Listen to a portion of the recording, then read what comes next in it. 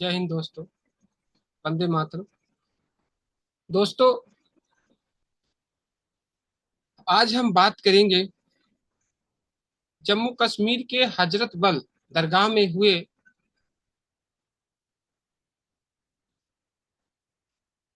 दरगाह में लगे दरगाह के अंदर नहीं लगा हुआ था, दरगाह के गेट पे लगा हुआ जो बोर्ड था, वक्फ बोर्ड का, जम्मू कश्मीर वक्फ बोर्ड का बोर्ड लगा हुआ था।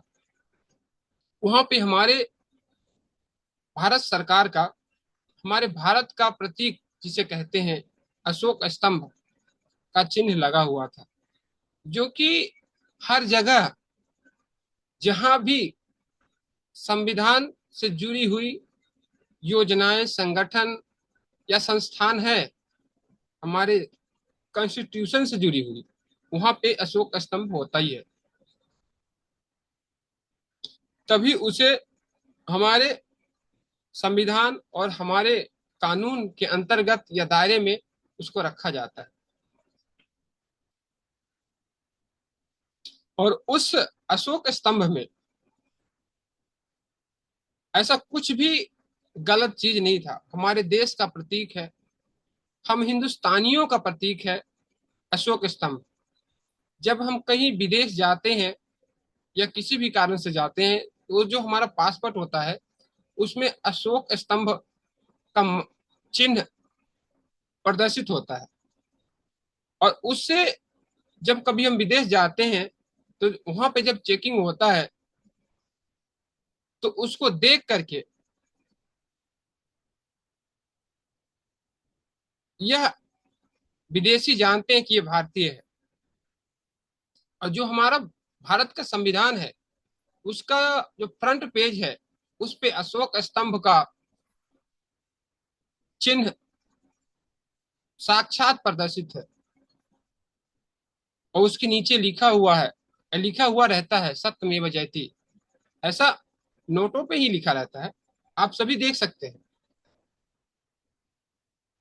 असत्यमेव जयते का अर्थ क्या होता है आप सभी जानते हैं। लेकिन जो घटना, जो कृत्य कश्मीर के हजरत बल दरगाह में हुआ, क्या आप सभी सोचिए, क्या यह होना चाहिए हमारे भारत में? हमारे भारत में ही कश्मीर हो, कश्मीर से लेकर कन्याकुमारी तक हमारा पूरा भारत एक ही संविधान से बंधा हुआ है और एक ही नियमों कानून से बंधा हुआ है। आपको लगता है ना, पहले भी लगता था, लेकिन पहले ऐसा नहीं था। पहले कांग्रेसियों ने, नेहरू ने ऐसा प्लान बना करके 370, धारा 370 और धारा 35 से लगा करके, और जो वहां के कट्टरपंथी हैं, जिहादी हैं, उनको खुश करने के लिए उनको भारत के संविधान से अलग कर दिया। हमारे भारत का कोई भी व्यक्ति कश्मीर में न कश्मीरी लड़की से कोई शादी कर सकता था, न ही कोई जमीन जायदाद खरीद सकता था, न कोई घर बना सकता था। लेकिन सोचिए, हमारे भारत का पैसा जब कश्मीर का बजट आता था, जब भारत का बजट बनता था तो उसमें कश्मीर के लिए भी बजट बनता था। ऐसा दोहरा चरित्र और संविधान में, हमारे भारत के संविधान में ऐसा प्रोविजन, ऐसा संशोधन करके कांग्रेसियों ने और नेहरू ने ऐसा डाला रखा था। क्या आपको लगता है कि एक भारतीय होने के नाते उचित था क्या? और सोचिए, 70 सालों से हम सभी का कमाया हुआ धन, जो टैक्स होता है, उसको हम भारत सरकार को देते थे और भारत सरकार कश्मीर को देता था।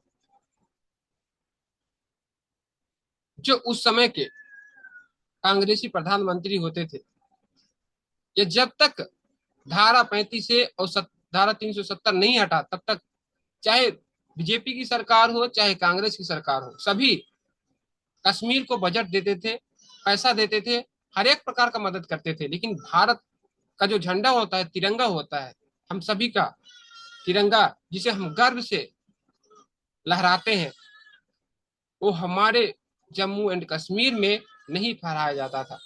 वहां का तिरंगा झंडा अलग था। राष्ट्रगान गाया नहीं जाता था, वंदे मातरम गाया नहीं जाता था। आप लोगों को, बहुत कम लोगों को ये सब मालूम होगा, लेकिन वास्तव में ऐसा था।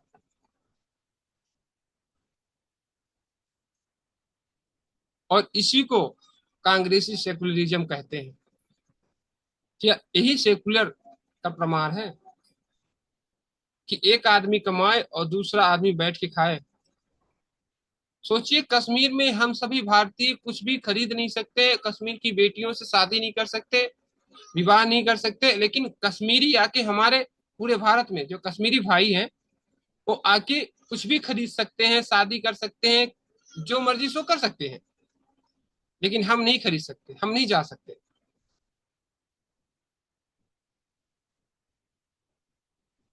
इसी विचारधारा से प्रेरित लोग, जितने भी जिहादी लोग हैं, अब सोचिए 1991 में जो घटना हुआ कश्मीर में, न जाने कितने लाखों पंडितों को उनके ही घर, उनके ही जमीन जो उनके पुरखों ने कमाए थे, उनका वास्तविक वहां पे निवास था, उनको सरकार ने, कांग्रेसियों ने, और जो वहां पे महबूबा मुफ्ती के उनके जो पूर्वज थे जिहादी, जो वहां के मुख्यमंत्री चीफ मिनिस्टर थे, फारूक अब्दुल्ला, शेख अब्दुल्ला,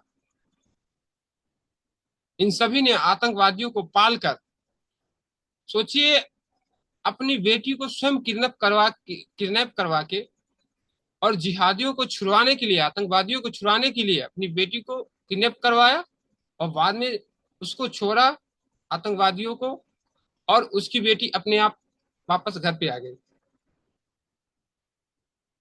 और फिर उन आतंकवादियों ने पूरी रात कश्मीरी पंडितों के साथ, कश्मीरी हिंदुओं के साथ, या कश्मीरी लोगों के साथ, वहां सिर्फ पंडित ही नहीं थे, और भी सारे वर्ग के लोग थे जो अपमानित हुए। क्या हाल हुआ उनके साथ, आप नेट पे सर्च करके देख सकते हैं। और इन्हीं विचारधारा से प्रेरित लोग आज भी, जब कांग्रेसियों की सरकार थी, तो न जाने कितने हमारे फौजी भाई मारे जाते थे।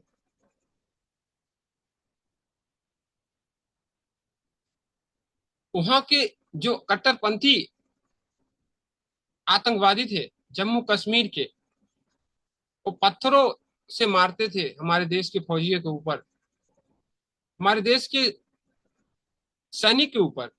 लेकिन हमारे देश की सेना कानून से बंधी हुई थी, संविधान से बंधी हुई थी, उनको आदेश दिया गया था कि आप उसको कुछ नहीं करना है, वो कुछ नहीं करते थे। लेकिन जब से मोदी सरकार आई है, भाजपा की सरकार आई है, जहां पे जो कश्मीर का माना जाना चौराहा है लाल चौक, वहां पे कोई आदमी भारत माता का जय, भारत माता की जय का नारा नहीं लगा सकता था। लेकिन हमारे देश के माननीय प्रधानमंत्री जी ने अपने युवावस्था में, जब एक मात्र कार्यकर्ता थे, तो उन्होंने वहां पे संकल्प लिया था कि लाल चौक पे तिरंगा झंडा लहराएंगे, और इतनी समय इतनी बजे लहराएंगे, जिसको जो करना है तो कर ले। और उन्होंने किया था। आप सभी ने वीडियो देखा होगा या देख सकते हैं। और उन्हीं प्रधानमंत्री ने, जब वो प्रधानमंत्री बने, तो कश्मीर से 370 धारा और 35 से दोनों को समाप्त किए, और खुद वहां पे जाकर के लाल चौक में झंडा लहराए, तिरंगा लहराए। आज पूरे कश्मीर में झंडा तिरंगा लहराया जा रहा है, राष्ट्रगान गाया जाता है। इन सब चीजों को हम देखते नहीं हैं, लेकिन वास्तव में इन चीजों का प्रभाव हमारे ऊपर, हमारे पूरे देशवासियों के ऊपर, देश की आर्थिक स्थिति पर, देश की सुरक्षा पर प्रभाव पड़ता है।